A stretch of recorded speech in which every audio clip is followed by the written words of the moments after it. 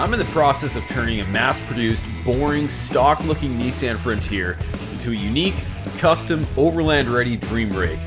The only problem is, it's kind of been a big pain in the butt as of late. Like the saying goes, no rain means no flowers. I'm optimistic things will turn out in the end, but in the meantime, my yard looks like a mechanical crime scene. The parts store guy knows me by name, and my friends think I've been almost done for about the last 8 months now.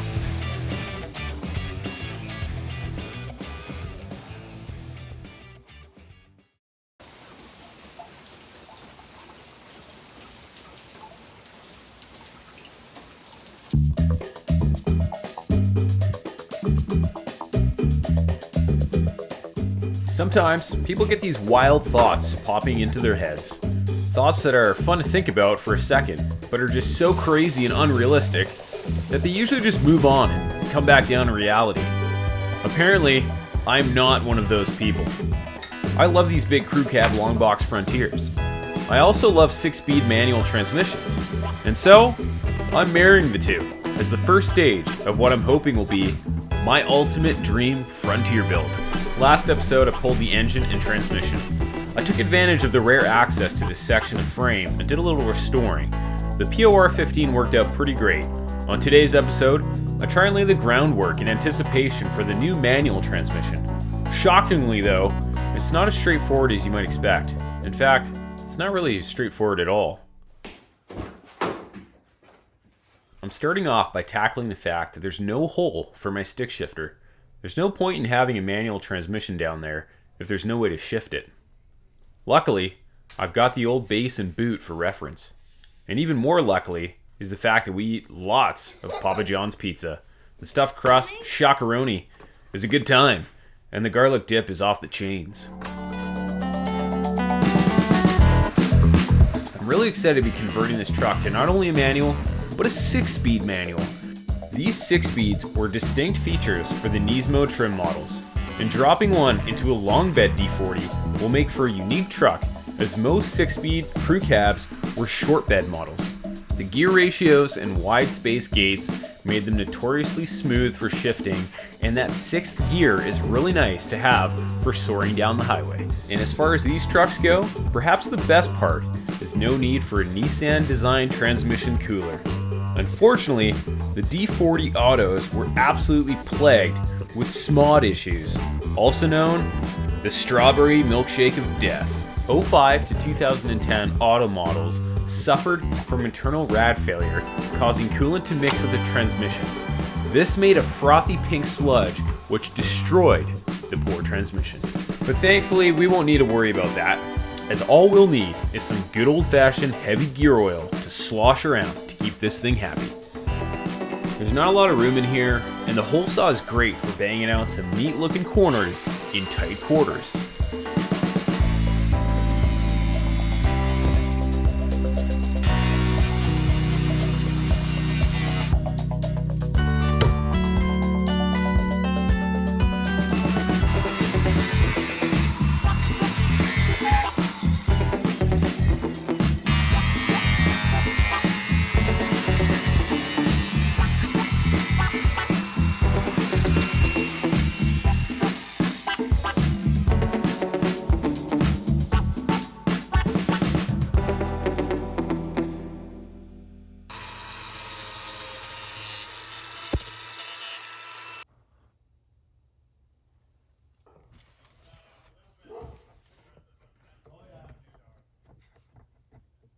Looks like it's a pretty good fit.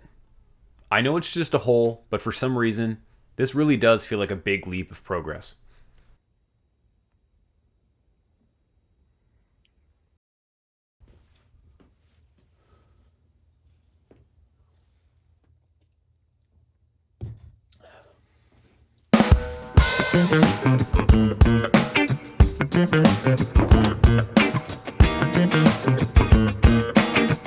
This carcass on my driveway helps the relationship with my lovely neighbors to flourish, I'm sure.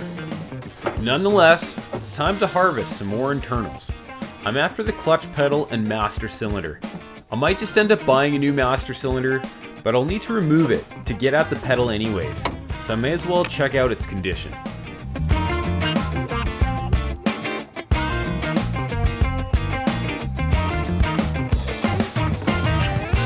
Bingo! I gotta move this brake booster over in order to gain some more access to accurately lay out the holes for the master cylinder. Doing this kind of thing is really no different than arts and crafts. It's just a matter of carefully taking your time and laying out the measurements from one object to another.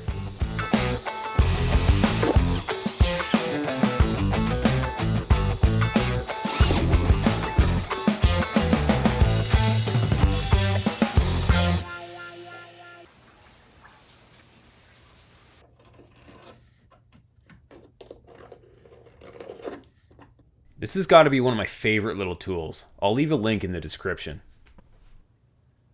And we've discovered another issue. Shocking, I know.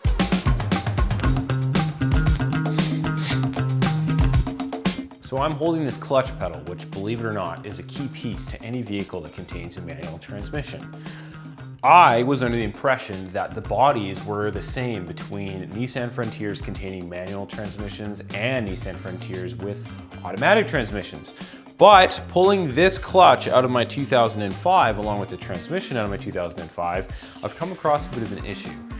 The bodies are not exactly identical. Let me explain. As you can see here on the clutch pedal, you've kind of got this bracket hooked up to the pedal itself.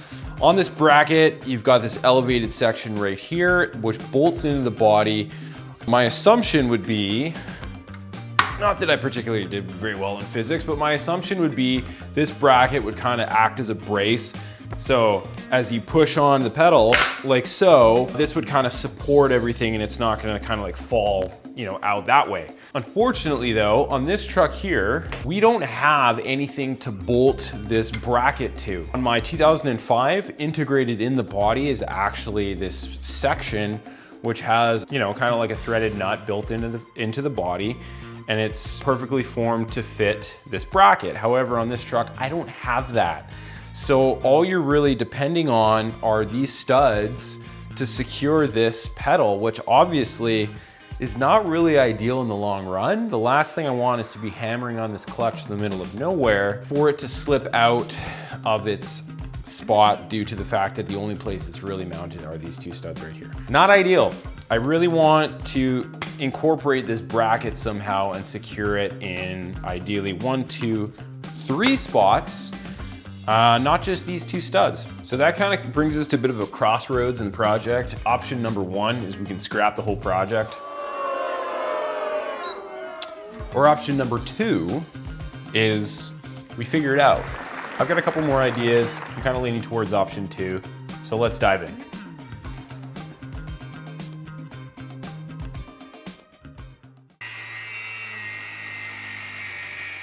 My idea is not really anything to write home about. I don't reckon I'll win any Nobel Prizes. It's pretty much just a spacer designed to take up the dead space between the clutch pedal bracket and the body.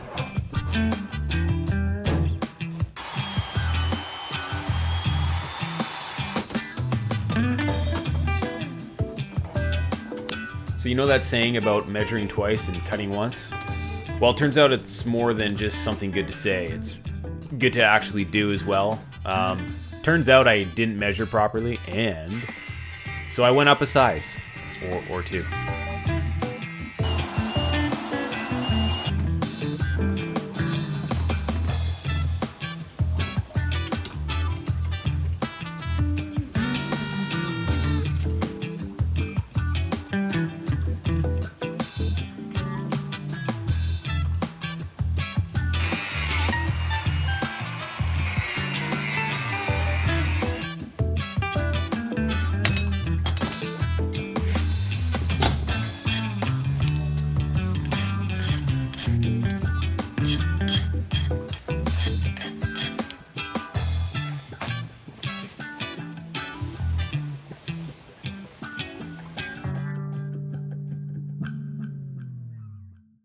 It wasn't exactly the funnest of times, but after a fair amount of grief, I finally got it drilled and tapped in place. Oh, I'm not gonna lie, it feels really good to have this clutch pedal in place. And with it, some studs to mount my master cylinder.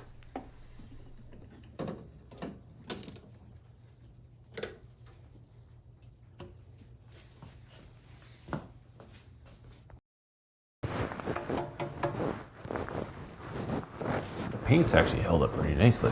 Hey everybody, just want to say thanks for tuning in all the way to the very end. Congratulations, you made it. Cheers. Yeah, it's been a pretty good video. A lot of elements that are required to take place in order to achieve the manual swap we tackled in this episode.